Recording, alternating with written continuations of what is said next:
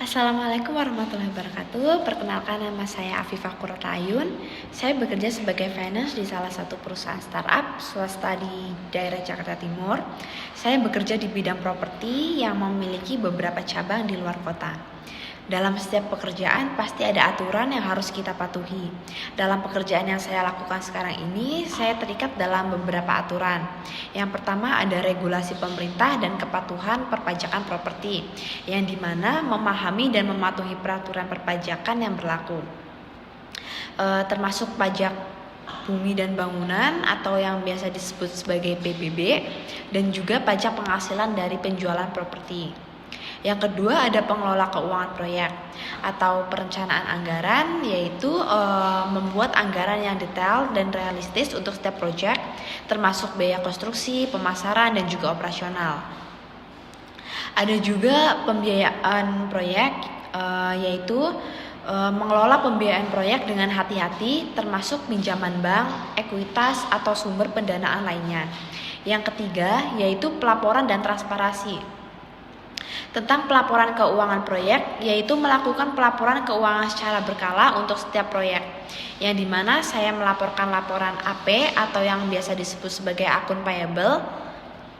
AP adalah kewajiban yang harus dibayar oleh perusahaan kepada pihak lain, umumnya kepada vendor, atas barang atau jasa yang telah diterima namun pembayarannya belum dilakukan.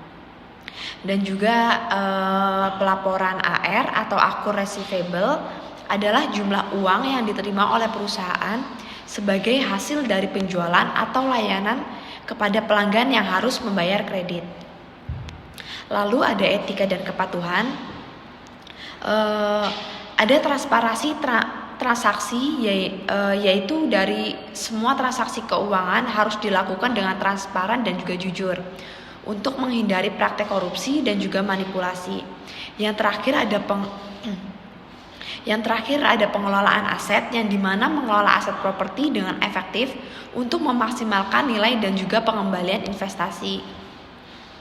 Nah, dalam bidang properti, pelanggaran terhadap aturan keuangan dan regulasi dapat dikenakan berbagai sanksi sesuai dengan undang-undang yang berlaku di Indonesia.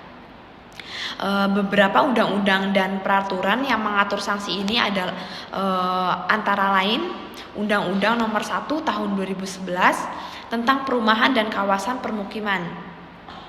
Paling umum dalam bidang properti adalah pelanggaran izin. Contoh pelanggarannya yaitu melakukan pembangunan atau pengembangan properti tanpa izin atau melanggar izin yang telah diberikan. Sanksinya berupa denda administratif, pemberhentian sementara atau bahkan permanen kegiatan pembangunan tersebut. Bisa sampai pencabutan izin hingga pembongkaran bangunan yang melanggar dari izin tersebut. Karena saya ada di divisi finance, saya mengacu pada pelanggaran pajak dan pelaporan keuangan yang tidak akurat. Pelanggaran pajak contohnya adalah tidak membayar pajak properti atau melakukan manipulasi laporan pajak. Sanksinya denda, bunga atas pajak yang belum dibayar, dan ancaman pidana bagi pelanggaran yang serius. Lalu pelaporan keuangan yang tidak akurat. Contoh pelanggarannya tidak menyampaikan laporan keuangan yang benar dan akurat atau menyembunyikan informasi penting. Sanksinya yaitu denda administratif, pencabutan izin usaha, dan tindakan hukum lainnya sesuai dengan peraturan OJK dan Badan Pengawas Pasar Modal dan Lembaga Keuangan. Yang terakhir perihal krisis. Bagaimana menangani krisis apabila terjadi di dalam suatu perusahaan. Sejauh ini tempat di mana saya bekerja, krisis masih tertangani karena kami menggandeng konsultan untuk kelancaran bisnis yang lebih efektif dan meningkatkan produktivitas dan juga mengurangi biaya. Nah, demikian yang dapat saya sampaikan terkait seputar etika dalam lingkungan saya bekerja.